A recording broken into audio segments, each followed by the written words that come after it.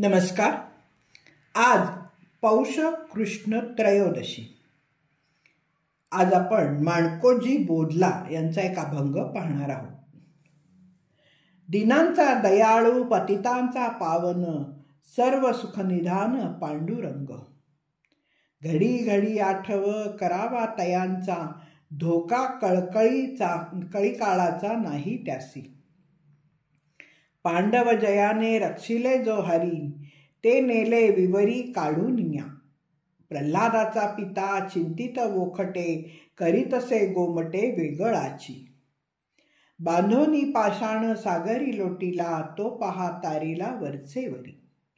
जैसे आणिक पतित बहु उद्धरिले, आठवारे पाऊले त्यांचे वेगी. बोधला म्हणे जैसा देवा शरण जावे, भवसागर तरावे हेळा मात्रे. माणकोजी बोधले हा धामणगाव नावाच्या गावचा थोर संत होऊन गेला. तो धाडसी वृत्तीचा शूर पुरुष मुसलमान राज्यकर्त्यांच्या जुलुमांना लुटालूट करून प्रत्युत्तर देत होता. त्याचे शौर्य पाहून मुसलमान बादशहाने त्याला सालीना 10,000चे वेतनही दिलं होतं. पण पराक्रम करीत असता झालेल्या रक्तपाताने त्याच्या मनावर मात्र खूप परिणाम झाला. उपरती झाली आणि तो पंढरपूरला गेला.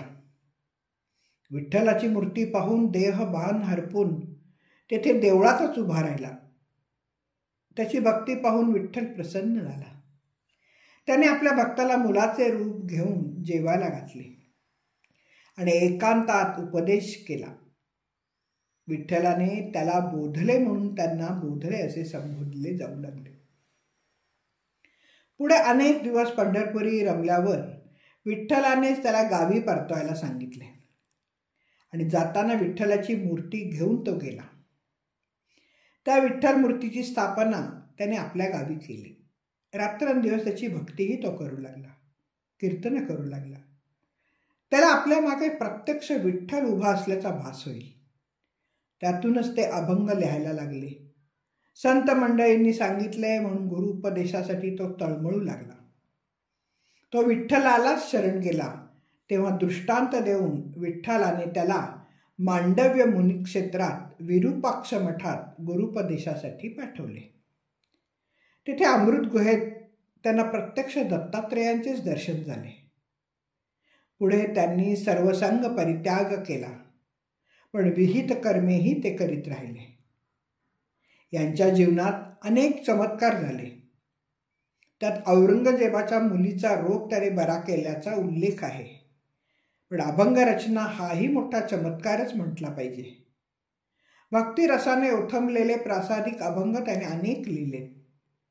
त्यातीलच एक हा उद्धृत केलेला वरचा अभंग आहे. त्याला साक्षात्कार झाल्याप्रमाणे तो विठ्ठलाचे वर्णन करू लागला. दीनांचा दयाळू आणि पतितांचा पावन करून घेणारा पंढरपूरचा पांडुरंग खरोखरच सुखनिदान असून हर घडी त्याचे स्मरण करावे. मग अशा नामस्मरण करणाऱ्या भक्ताला कळी काळाचाही मुळीच धोका नसल्याचे ते सांगतात. अतिशय मोठ्या संकटात सापडलेल्या आपल्या भक्त पांडवांना त्याने लाक्षागृहाच्या पेटलेल्या क्षणी एका विवराच्या भुयाराच्या साह्याने बाहेर काढून संकटमुक्त केले. प्रल्हादाचा बाप हिरण्यकश्यपू नारायणाचा द्वेष्टा असल्याने नेहमी भक्त प्रल्हादाचे वाईट करण्याची धडपड करीत असे. पण नारायणाने नेहमीप्रमाणेच आपल्या भक्ताचा शेवट गोड केला. अवजड असलेले पाषाण सागरात लोटून दिले. तेव्हा रामभक्तांसाठी भगवंतांनी ते पाषाण बुडू न देता वरचेवर तारले. अशी अनेक पतितांच्या उद्धाराची उदाहरणे देऊन माणकोजी पांडुरंगाची पावले नेहमी आठवावीत असं सांगतो. त्यांच्या मते पांडुरंगाला शरण गेले की क्षणात तो भवसागरातून भक्ताला तारतोच. ही भक्तिपूर्ण रचना माणकोजीच्या पारमार्थिक विचारांनी ओथंबलेल्या 110 अभंगातील एक आहे.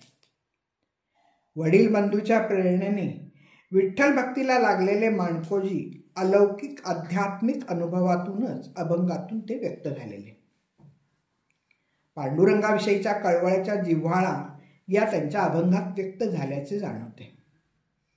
ज्ञानेश्वर महाराजही म्हणतात, एक तत्व साधी तव आरपलो तेथे, मज पाहता येथे मी नाही.